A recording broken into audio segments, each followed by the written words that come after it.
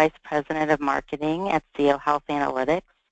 On behalf of CO, I'd like to welcome you to today's webinar, where we'll discuss patient and persona analytics, a catalyst to driving engagement and compliance for risk-based outcomes contracting. Today's session will discuss the use and impact of persona and patient analytics on effectiveness, compliance, and ultimately outcomes in a managed care world.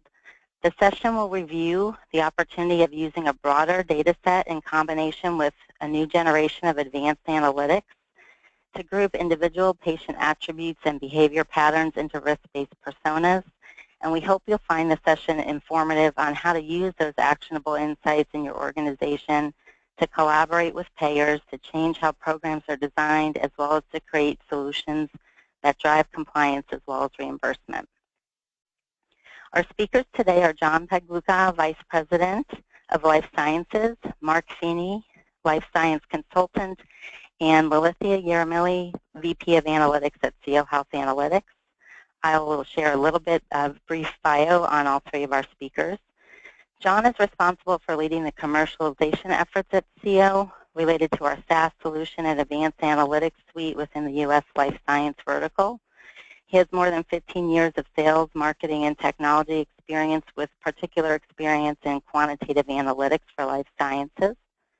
Mark has spent 20 years in the life science industry, and Mark's areas of specialty include advanced analytics utilizing HCP and patient-level medical claims for HCP evaluation and targeting, Salesforce optimization and restructuring, KOL identification and physician influence analysis, and patient longitudinal analysis.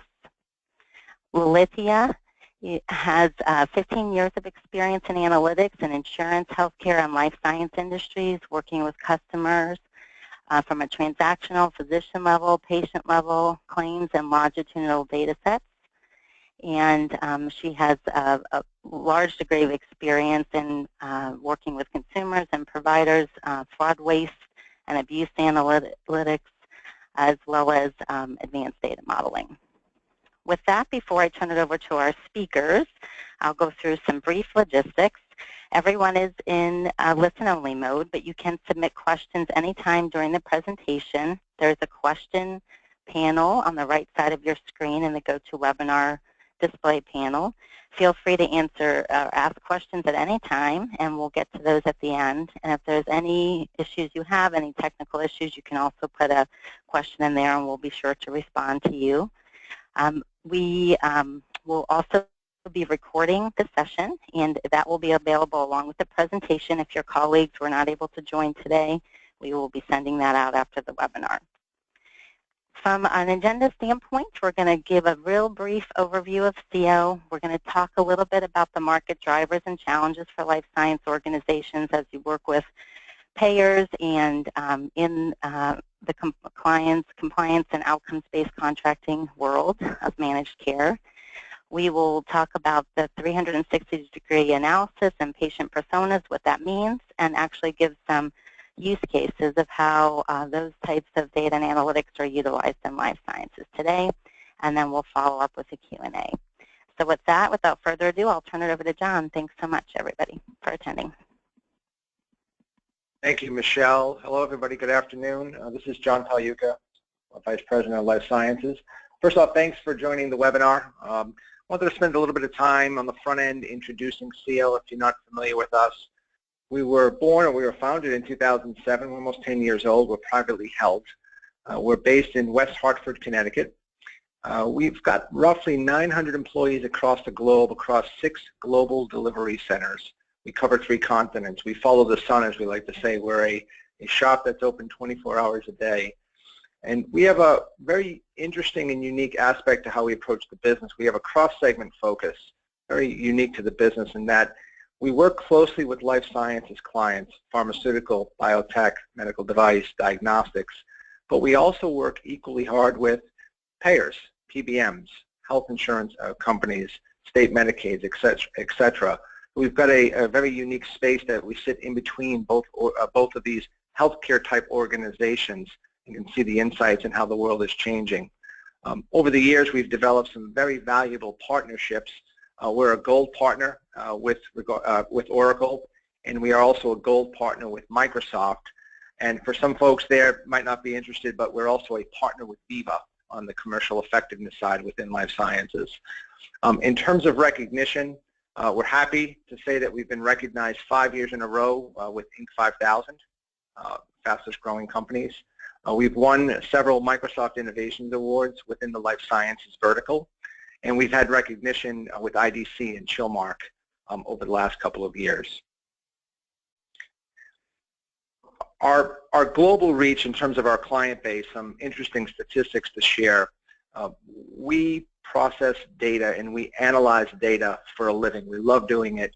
And as a result, we process and analyze roughly 400 million medical claims annually, and about $1.5 billion pharmacy claims annualized annually. We understand patient-level data. This is data that comes to us directly from our client base, and that we mine that data and create analytics, advanced analytics around in and all this information. We're working currently across 30 countries across the globe. I'm happy to say that. As mentioned on the slide prior, we've won the Microsoft Pharmaceutical and Life Sciences Innovation Award twice. Happy to have been working with Microsoft for a number of years. One of the things that we're also very happy about, we're a global leader in data warehousing, and we've got 30 global data warehouses which integrate more than 400 data sources on a daily, that are updated and refreshed on a daily, weekly, monthly basis. So on the commercial side of life sciences, we're a well-known commodity there as well. From an analytics and insights, our business intelligence solutions provide insights to about 5,000 users on a daily basis, looking at various pieces of information, both geographically, multifunctional, geographic levels, product levels, institution-based, etc. And we're looking at roughly 60,000 personalized dashboards are viewed on a daily basis, daily, week, monthly, refreshed naturally to the users, the end users' need. We work with roughly 80+ healthcare organizations across a number of spaces, obviously all within healthcare, but that spans life sciences, payers, providers, and then of course health insurance companies. We've got a very wide range of perception in this space. And in terms of what do we do? We pride ourselves in the fact that we can take data, disparate amounts of data, and in some cases very messy data, as for those of you in the data world, and we turn that into true actionable insights across the healthcare continuum. So we really like to pride ourselves on the fact that we're an end-to-end shop in the sense that there's no data that we cannot work with on the front end. So from an intake of data, and as you can imagine, across a number of clients, there's big data, for lack of a better word, everywhere, and in disparate, in some cases, disparate warehouses, disparate locations. The question becomes, how do you collect all that information and bring it into a single source and mine that information? We do that extremely well. We've been doing that for a number of years. So data integration and management really is a core competency for us. But then beyond that, we create analytical models and methods around that information. And these are regression models that we can build around it at the patient level. And then from there, we don't just stop there, I should say. We also have applications and tools on the front end that allow our clients access to drive outcomes and insights from that data. Naturally, we're not just pushing information through spreadsheets or just static reports. We're talking about true, meaningful outcomes and insights are being pushed on a daily, weekly, monthly basis through our solutions. And so we're very happy in terms of being an end-to-end partner with a number of our clients. In terms of the insight domains and really where we sit, our sweet spot, in the life sciences space, care and risk outcomes optimization is the focus that we've been looking at over the last year and a half or so. And as we drill further into that, we understand patient risk and behavioral analytics. And a lot of folks talk about risk and behavioral analytics, and really what does that mean? Well, from our perspective, we create both concurrent and prospective risk scoring at the patient or at the persona level. So we truly understand what is the patient, what is the risk of these patients in terms of costs moving forward, and how do you close potential gaps in care to drive costs down, i.e. risk down. And then we also append what we call an impactability ranking.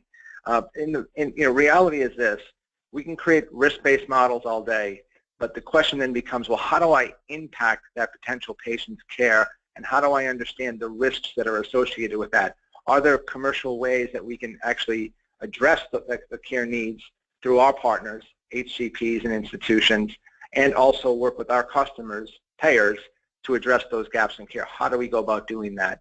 And then, of course, readmission metrics. One of the most important metrics we create are looking at patients and understanding their risk scores and understanding what are the chances of them going into the emergency room or being readmitted into the hospital. Naturally, once that happens, the cost of the care for those patients goes through the roof. When we look at patient persona analytics, we're really looking at clinical indicators, understanding, again, a number of those metrics in terms of how often have they been to the ER or the inpatient, or what are their per member per month costs? What do those metrics look like? But then we also bolt in the socioeconomic contribution, the data around that as well. What is the look and feel of these patient persona types, in addition to understanding their risks? And beyond that, we can get into financial spending patterns in terms of understanding the socioeconomic and the demographic and the financial components of all this. So this gives us what we feel is a complete 360-degree view of the patient, not just from a geodemographic perspective, but also from a risk and a clinical perspective. How these data are traditionally used, a number of our clients look at this information. It's a pathway to risk-based contracting, understanding the risks that you can, understanding what the risks are, I should say, in terms of what you should be looking at in partnering with one of your customer payers. But beyond that, there's a very high level of commercial effectiveness ways in terms of using this data from a business intelligence perspective down to the regional marketing and the sales levels. This could also play a role into understanding upsizing, downsizing, right-sizing, or left-sizing your sales force and the commercial analytics around that. It helps drive real-world evidence. And then, of course, because we're one of the leaders in cloud-based data management, it helps fuel those insights across functional areas across all of these companies. So we're going to drive into market drivers and challenges, but before we do, we have a poll. Michelle? Okay, great. And I failed to mention at the beginning, we have a few interactive polls. So we are going to launch a poll, and if you could respond to the question. The question here is, how is your organization engaging with payers around risk-based contracting? Is it you're not currently considering, or you're early in the consideration and planning process? You are contracting and collaborating today, and you're doing so, and there's deployment of that, outcomes risk-based contracting, or the last choice is you're just not sure. So we'll give everybody a second. It looks like folks are responding. And I think we have about the majority. So we will close the polls. It looks like about 50%, John, said they were in early consideration and planning with, here, let me share those results, sorry. 50% in early consideration and planning, starting to talk with payers around risk-based contracting, and about 50% not really sure, probably based on your role, might not have as much interaction in that area potentially. Turn it back over to you, John. Thank you, Michelle. That's great. And thanks for providing that type of insight. And for that 50% that you're in the early phases, you're not alone. And for the other 50%, you're also not alone. Everyone we talk to is in the same situation. So we're happy to dive into these conversations. So the question becomes, what are the market drivers today? And a lot of folks in the business know this. It's always worth looking at again. Number one driver in the market today is drug pricing pressure, and we see it across the board. And then, of course, we're driving toward value-based care, and that's something that's going to be surprising for a number of folks in the industry, but it's moving in that direction. And then, of course, the complexity of healthcare, it's changing on a daily basis. I've been working in this space for almost 20 years. It's changed at least 10 times in that 20-year window, and it's going through a radical change yet again. So when you look at market strategies, you've got to look at new business models. We're also looking at what we call payviders. So who are the payers that are also becoming providers, and what does that collaboration look like? And then, of course, outcomes-based contracting, which is the question that is on everyone's mind, and how do you approach that? Secondarily, we look at collaboration in terms of value-based care. How do we enforce collaboration amongst all parties involved?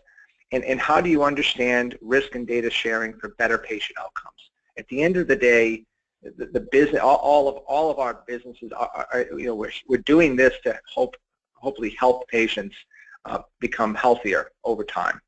And then when we talk about complexity of healthcare, we talk about how do patients get more engaged? What does consumerism mean to the healthcare space today, as it's been this way in the retail sector for a number of years, just starting to sort of catch up as the new consumer is the patient within healthcare. And then how do we drive insights and technology as a key enabler for the space itself? So we talk about headwinds, and again, some of these, I'm sure you've seen a lot of this. What are the headwinds that we're looking at over the next 1 to 3 to 4 years as the world changes and as outcomes-based strategy contracts become more prevalent? Well, we know patient behavior is changing. Patients have more information at their fingertips. They are considered the new quote-unquote money manager in the space. Payers are requiring more risk on drug impact and evidence on patient success. So, the days of aggressively rebating a drug, we're still amongst those days, but now they're also looking for the outcomes to truly drive what those rebates mean and what the scale of those rebates can can be for these clients. Specialty drug costs and impact on overall healthcare spend. The cost of these drugs are going naturally higher and higher as they evolve. And what is the impact on growth of managed Medicaid and Medicare? The system itself, if it continues down this path, it's unsustainable. So we all know that. So there's got to be a breaking point, and the cost of care needs to be driven in the right direction. What is the impact of medication compliance on the total cost of care as well? Part of the analytics we provide as we create risk scores and understand the 360-degree view of these patients. We also dive into the compliant and the non-compliant patients, whether it's for a given disease state or a number of comorbidities. You'd be surprised. Well, maybe you wouldn't, but you'd be surprised as to how much non-compliance is driving healthcare spend and how that can be tackled. Health plan, I mentioned earlier, health plans are requiring outcomes-based risk strategy. Every client that we talk to in the life sciences space is engaged, or at least beginning to become engaged in these conversations. And the big question is well, what are the risks? How do we align on the risks? And how do we measure those risks? And that's really that's our sweet spot. And then lastly, not uncommon, there's a number of disparate and siloed data across the universe. And it applies to both sides of the equation. This happens within life sciences, but this equally happens inside of payers. We've been processing these types of data on both sides of the equation for almost 10 years. We've built systems and solutions, and there's nothing that we haven't seen at this point. So we're very happy. It's a hat that we wear well in terms of understanding the nuances of data across all payer types. So with that being said, I'm going to dive into a little bit of the understanding the 360-degree analysis and patient personas. But before we do, we have another survey for you. Michelle? Okay, great. Let's launch this next poll, which is really looking at those disparate data sources. So when we look at things, and John's going to speak a little bit about this in a minute, the types of data that we utilize to create that 360-degree view: behavioral data, socioeconomic data, compliance data. How are you able to integrate those disparate data sources today to create that 360 view of the patient and risk? So if folks can respond to that question, either no, it's a big challenge, you have a partial ability to integrate the disparate data sources, or you have a really robust solution. And let's see, it looks like folks are voting. We'll give everyone another second. Okay, let's close that and share. And actually, probably not surprising, but 100% said no, it's a big challenge. And so, John, I think you're going to share a little bit more about that challenge and how analytics can hopefully help. Great, thank you, Michelle, and thanks again for responding to the poll. And I'll say this, as I said in the last one, it's a big challenge for everybody. It would be remiss to say that it isn't. There's so many pieces of data in the market today, and it's increasing on a day-by-day basis. The question, and there's new pieces of data coming available as well, the question becomes, well, what do we do with it? What does it mean to us? And so that's a sweet spot as to where we sit and how we approach value in terms of patient personas. So when you look at data, so this, on the front end, from a data flow perspective, there's no amount of data that's too large or too small for us in terms of managing and understanding and augmenting, I should say, as well. When we look at data flow, where does it arrive or derive from? It derives from the provider, and the provider could be, in this case, the HCP, the payer, the institution, third-party sources. But then it equally comes from the patient, medical claims, pharmacy claims, medical claims as well, eligibility data. Our analytics sit in the sweet spot of those areas, and understanding how do you put that information together to create meaningful insight. We do that two different ways, which ends up to be one particular model, but we do that from a predictive analytics perspective. So not only do we look at it from a perspective of, let's understand, hypothetically, let's understand the current patient population of patients with diabetes.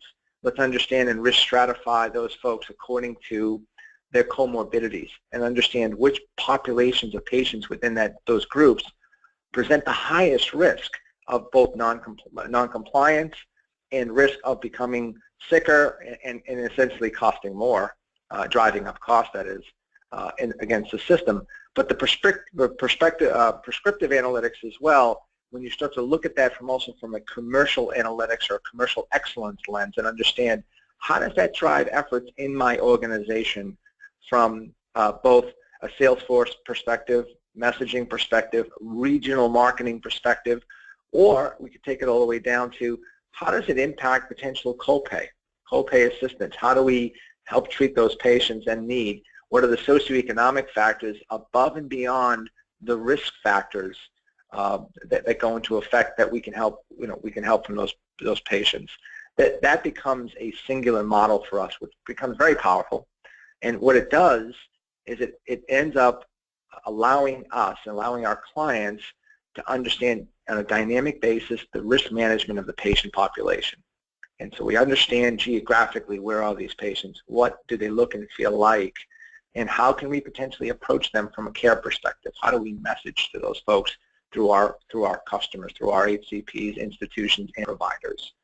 And then on the other side, provider performance management. These conversations are being had every day inside of a payer. And the question becomes, how do you put the two organizations together, life sciences and payers, to sing, as I like to say, from the same sheet of music? If we're looking at the same patient population, we're looking at the same potential risks that these patients are facing if untreated, if gaps in care are untreated, if gaps in care are not identified. If we have that same type of information, we can address the patient population both equally from the same space while agreeing and understanding the risk. This leads toward treatment pathways individualized for each persona. There's roughly anywhere between 8 and 12 persona types in the U.S., regardless of disease area. But when you start to drill into those patient types, we can really start to get into understanding the clinical aspect of what patient treatment patterns can be had to help drive care and help drive and lower risk and lower costs. That's a key component, of course, from the provider perspective. And then naturally, on the life sciences side, how do we ensure that we can migrate the patient toward greater compliance? The question becomes, how can we understand the patient population? How can we understand why they're non-compliant? And how do we drive that compliance factor up? Another component to this that I'd be remiss again if I left it out, when we talk about predictive analytics, we talk about the current patient population, but we're also talking about identifying the future patient population, so the untreated patient population. So we understand who they are today, but who are they tomorrow really is the next question within the current population and the untreated population. And then how do you start to understand how to address care gaps for those potential patients as well? So it's a question, of course, that comes up many times. I'm sure you've all heard it. As we dive into a little bit about personas, just to give you a snapshot of what we're looking at, and high utilizers is just a generic term. But this is an example of what a patient persona looks like. We have on the right a brief description: high-risk adults, non-college education, blue-collar employees, socioeconomic component, gender, education, age group, estimated income, financial factor comes into play, socioeconomic scoring, home value. We're starting to paint a picture of the socioeconomic and the demographic factors, and we also start to understand their HCP engagements. So what type of engagement does an HCP, from a life sciences perspective, have to utilize to drive up compliance and adherence and understanding amongst this patient population? Over on the left, we have your percentages in terms of demographic attributes, pretty standard. But really what you see down below is the utilization attributes. And there are 25 or 30 types of utilization attributes, and short of listing them all here, just giving you an idea. When you look at these patient personas, we start to understand, what is the average inpatient utilization of these patients? What is the average ER utilization? What are the average number of chronic conditions? Paid amount per member per month within the ER or inpatient. Some of those values might be nice to know, but they're really interesting to know from the payer side. So again, it puts that same sheet of music in the hands of the life science client and understanding the patient population, but then also on the payer side. And they can start to stratify and understand risk around which patients present the highest risk, which present the lowest risk, and also which patients have the greatest impactability. And I'll talk about that in a moment. When we dive further in, because this is a PowerPoint, I can't click on the slide and drill further down. So just to give you an example, if there's we pulled out roughly 7 or so patient personas, and we start to look at healthy and affluent, balanced adults, high utilizers, etc. And then over on the left, you start to look at the clinical attributes in terms of the number of chronic conditions, inpatient utilization, inpatient paid per member per month, ER paid per member per month. Naturally, the size of the icon represents the greater potential at risk for those patients, but it starts to paint not only the socioeconomic and the demographic picture, but also that clinical picture. Where are these patients the highest at risk? What do they look like? What are these potential care gaps that we should be addressing or should start to look at addressing in terms of messaging and also communicating between us and our payers, our customers, as they'll call them. So that being said, we've got one more poll question to share, or maybe 1 or 2 more, but I'll pull it over to Michelle. Great, thank you. Yes, this is our last poll, and this one's really with those snapshots of the personas, give you a quick glimpse of some of the different types of data. So this question is asking, what type of data is your organization leveraging today to better understand patient risk and outcomes? Is it medical claims and pharmacy claims data? And you can check all that apply, all that you utilize and leverage today. Utilization and compliance data, clinical data, socioeconomic data, or behavioral and attitude data. We'll give everyone a second to respond. It looks like folks are. Thank you. Okay, let's close that and share the results. And since you can select multiple, it looks like medical and pharmacy claims, utilization and compliance, and clinical data are all utilized, which is makes sense completely. And then the socioeconomic and behavior and attitude data really not so much being leveraged within your analytics and your organization today. That is what the focus of pulling in the personas will hopefully help. And so we'll turn it back over to Mark and John to talk a little bit about those use cases. Thanks, Michelle. So as Michelle points out, we've got a couple of use cases to address. I'm going to turn it over to Mark Feeney. Mark, when you're ready. Thanks, John. Can you hear me okay? Yeah. Great. Yeah, so thanks. Hi, folks. Mark Feeney here, a solutions consultant on the life sciences team here at CO. We're going to look at a couple of use cases, and the first one is dealing with the opioid use disorder market. And as you may know, non-medical use and abuse of opioid drugs is a serious public health problem in the United States today. According to the National Institute on Drug Abuse, an estimated 52 million people, and that's over 16% of the population, have used prescription drugs for non-medical reasons at least once in their lifetimes. Among those who reported past year non-medical use of prescription drugs, nearly 14% met criteria for abuse or dependence on it. The reasons for the high prevalence of prescription drugs vary, certainly, but likely include greater availability of opioids. To illustrate this point, the total number of opioid pain relievers prescribed in the United States has skyrocketed in the past 25 years. Specifically, escalated from around 76 million prescriptions in 1991 to nearly 200 million prescriptions in 2013. In addition, sadly enough, overdose deaths involving opioid pain relievers had quadrupled since 1999, and by 2007, outnumbered those involving heroin and cocaine. So certainly, the opioid challenge is a major challenge in the healthcare industry today. John, if you can move on to the next slide. As part of our analysis, we calculated a prospective risk score, one that John talked about earlier, in this case specifically for opioid use disorder patients. And we did that at the individual patient level using a variety of data sources, including patient-level de-identified medical claims data. And in addition to the risk score, we also segmented those patients into compliant and non-compliant categories. So you can see here in the chart, the gray portion of the bar are those patients that are compliant by risk, and the green are non-compliant by risk. And when we mean compliant, we mean whether they're compliant in their overall health care, including prescription medications, physician visits, medical tests, and so forth. So are they compliant with those procedures? This chart illustrates the risk decile, 10 being patients with the highest risk in their compliant segment. As you can see, there are many patients with low risk and fewer at higher risk. However, the top risk deciles, those 8s, 9s, and 10s, for example, account for 75% of the healthcare spend. So being able to identify the riskiest patients certainly is critical.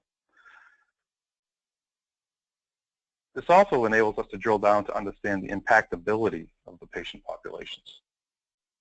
We have the greatest opportunity to impact the patient.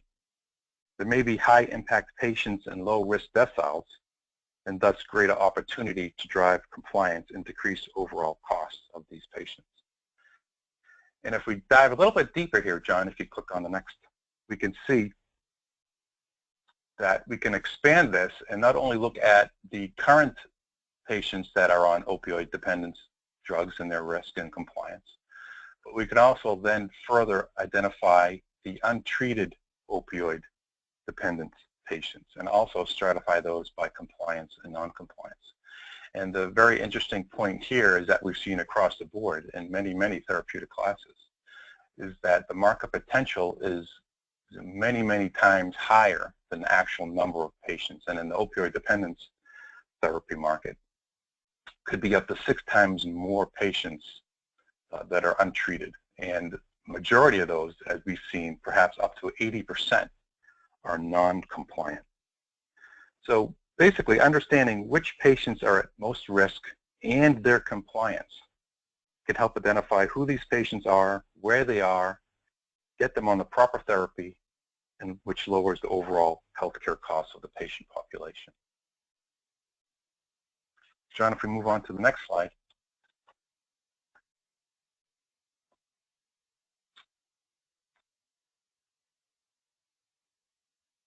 The next slide coming up here is going to show an example of prospective risk by CBSA, which is the core-based statistical area, approximately 950 CBSAs within the country. And this displays patient opioid use disorder risk aggregated to the CBSA level, and you can see on the legend the red spots are the metropolitan areas that have the highest risk. As you can see, there certainly are pockets of urban areas, as you might expect, with high risk. But interestingly enough, there are pockets of less populated areas as well. And if you look at the map a little closer, we can see areas like eastern Tennessee, southern West Virginia, northwest Florida, southern Alabama, and western Louisiana. So interesting to see those pockets, not what you typically would find. And why might this be the case? Well, we could further drill down to analyze these micro areas to gain a better understanding of the patient personas that comprise each. And that's, again, that's our sweet spot, as we've stated throughout. If we go on to the next use case, which is dealing with the diabetes market. And diabetes market remains the 7th leading cause of death in the United States. According to the American Diabetes Association, over 29 million Americans, or 9.3% of the population, have diabetes.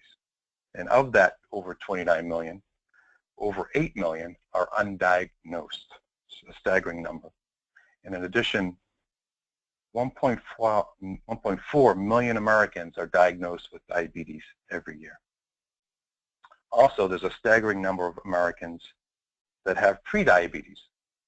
86 million Americans age 20 or older have prediabetes, and this is up from 79 million in 2010. So just in the last several years, it's increased by 7 or 8 million folks who have diabetes. Also staggering number, as you may know, is the estimated cost of diabetes in the United States is approaching $250 billion. So the goal of this analysis for the diabetes is, again, to segment patients by risk and compliance, and again, to identify those patients that are currently undiagnosed. And for this particular analysis, we segmented the patient population into 3 distinct diabetes groups. We're looking at patients with diabetes and they also have a comorbid condition, and finally those undiagnosed patients. Again, and we further segment each group by compliance type, whether they are compliant or non-compliant. And again, looking at the chart, we can see large numbers of patients in the lower deciles, fewer in the higher deciles, but again, those folks in the higher deciles consume the majority of the healthcare spend. So the goal here is to identify these undiagnosed patients and get them on proper therapy, which allows, again, to reduce overall healthcare costs. And John, if we go to the next slide. If you don't mind, Mark, I just want to add one piece. Yeah, thank you.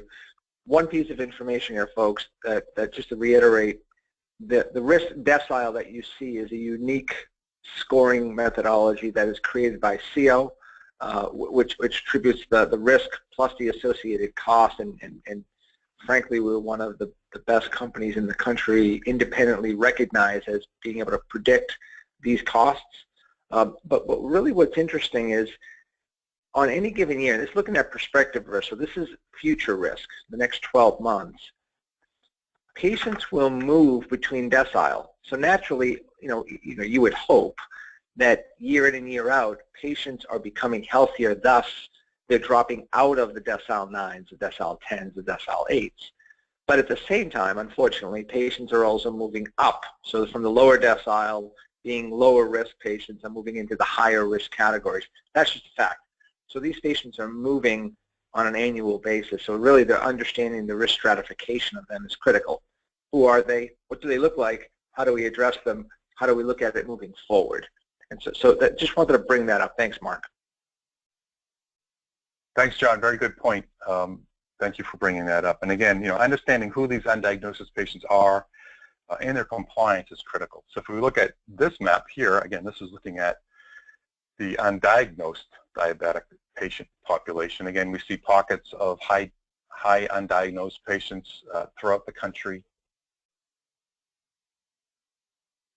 And we can then drill down into any of these geographical areas, and we can identify some very important metrics associated with that. For example, we can look at their prospective risk scores. We can look at other metrics such as ER visits per 1,000, inpatient visits per 1,000, the impactability scores of these geographical areas, other metrics like number of chronic conditions and so forth. So there's a wealth of information that through our advanced analytics we can identify all the way down to the patient level and aggregate that information up to many different areas of geography as well.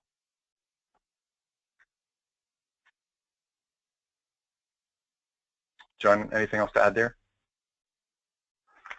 No, thanks, Mark. I just launched into the next slide. And I didn't want to spend a lot of time on this, but I think it was worth showing. It's very granular. You know, what we're looking at here is, as Mark pointed out, we can start at a very sort of macroeconomic view of CBSAs and then naturally drill into zip codes and then drill from zip codes right down to the patient persona types within each of those zips, understand risk, understand a number of metrics. But when we talk about risk and we talked about impactability, really the underlying surface of all this is understanding the gaps in care and what is the prioritization at the patient level. So we're looking at here, it's just an example, random patients, number of ER visits, inpatient and outpatient, emergency room per member per month. And then when you look at the probability of ER admission, again, what are potentially driving costs up in this particular case? And then what are we predicting if all gaps are closed or potentially most of the most expensive gaps are closed? You know, what's the difference and what's the impactability? But then when you start to drill down into, well, what are those gaps? We look at the high-value service. It depends on the disease state, of course. We look at the high-value services that are applicable to that disease state. We also look at low-value services, and we quantify those. So we try to understand at the patient level, here are the gaps that are each patient, you know, at the highest risk level are being affected by. So here are the gaps in care that they can be looking at, and that what you can look at to potentially close. Naturally, as part of this, we're looking at both medical services, which are lab tests, but of course, compliance and medication as well. That's the real question. They start to drill down to understanding not only the risk, but only what are those gaps that help identify and potentially close that risk and lower that overall risk score. The impactability score is an interesting one as well. You know, in some instances, you can have buckets of high-risk patients, but you need a little more insight because, again, they could look from a persona perspective different. So the approach to lowering those gaps or closing those gaps could be different. I'm going to give you one example before we finish off on the next slide. I love sharing this story with the audience. Having worked a number of years with regression, quantitative predictive models, you always have to also apply qualitative assessments to data once those models are built. We did a study one time. We identified a number of high-risk patients in Florida, buckets of patients or pockets of patients, and we were trying to help the client understand, A, who they were, of course, first and foremost, but B, why were they not filling or refilling their medication? Why was their compliance so low? And what we found is that in Florida, elderly patient population, in most cases, the patients, in order to get to the closest pharmacy, they had to take 2 left turns from their house. In Florida, elderly patients don't take left turns. They're not comfortable doing it.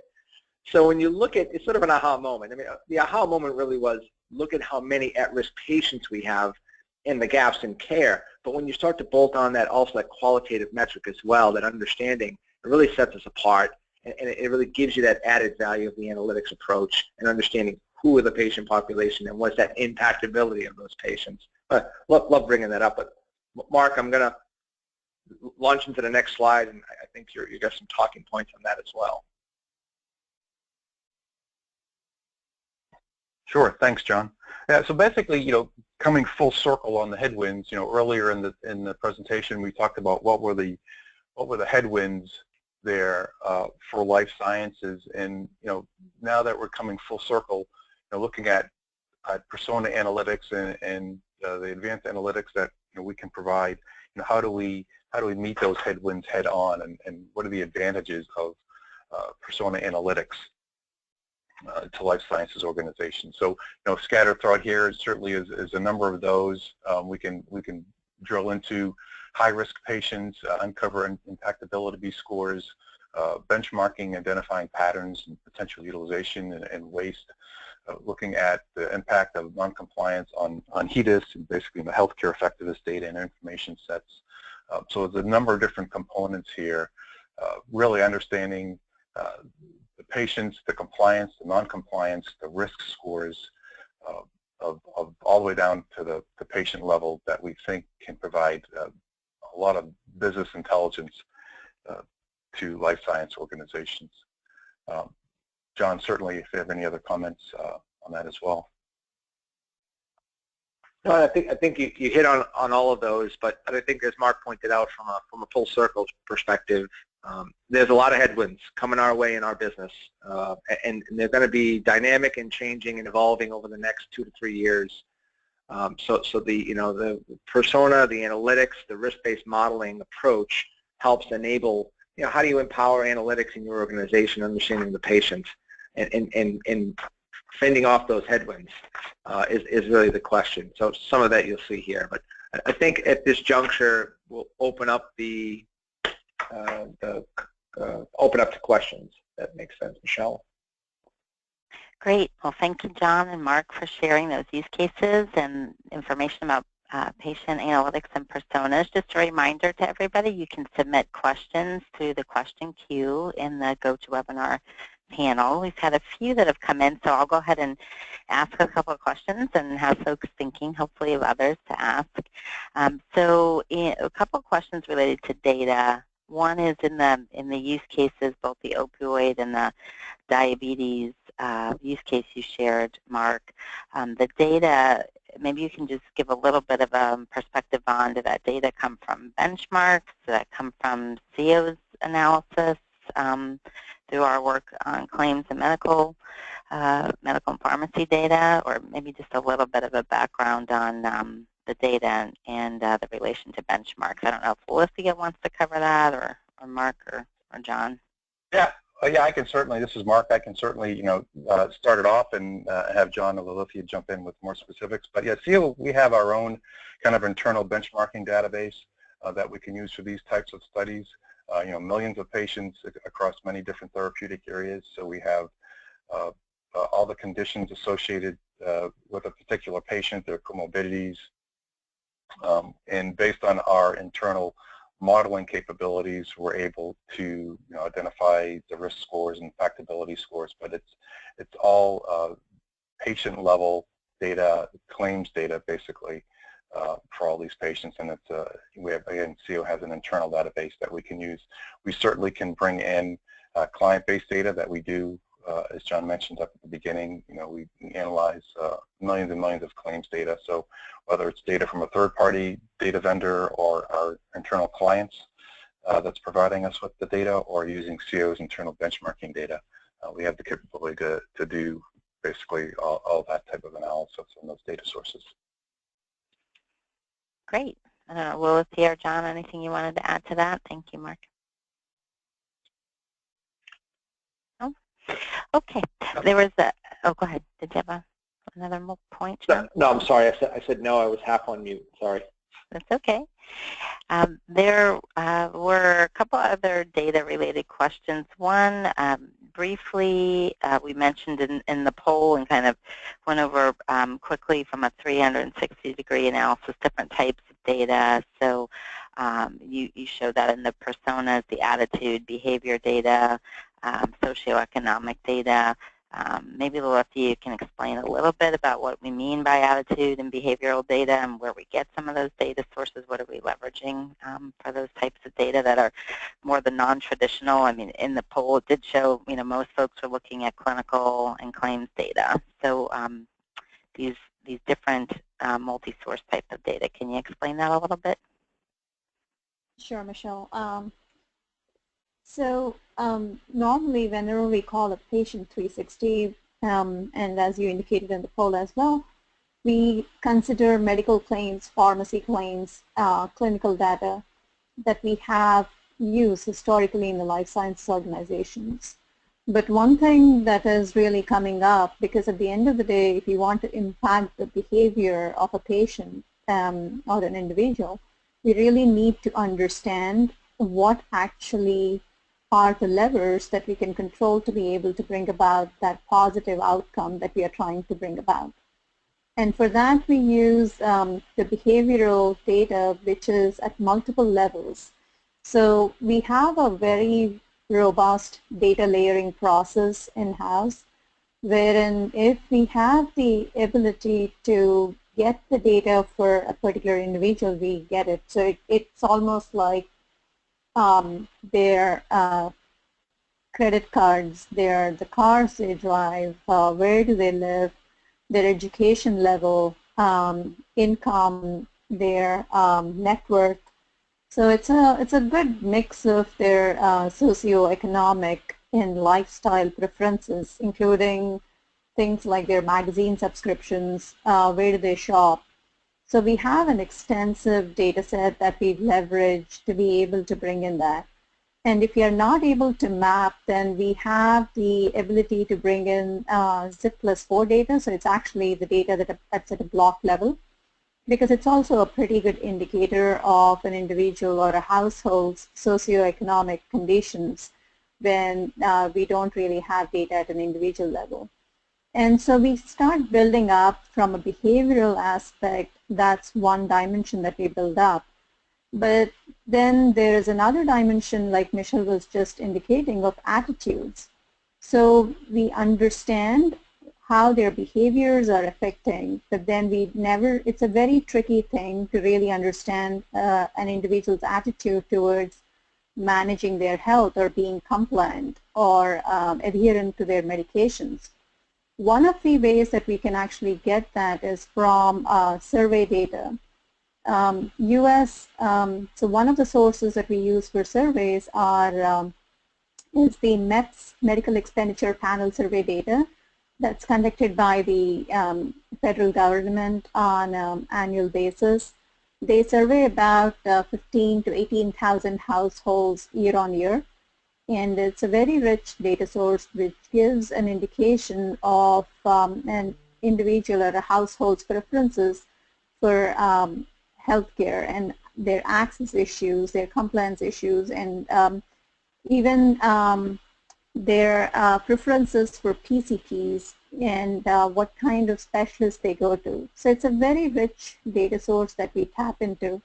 And in our mind, bringing all of those together really creates that patient 360.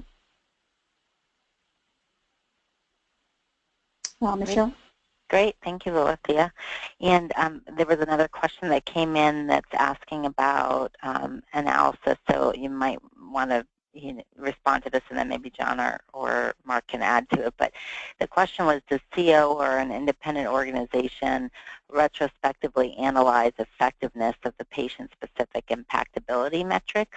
So maybe the question is, do we do it or does somebody else do it? And then maybe you can speak a little bit to that effectiveness and outcomes measurement that we actually do. Sure, Michelle. So we actually, it's funny that it came up because that's exactly what we are doing for one of our clients as we speak. We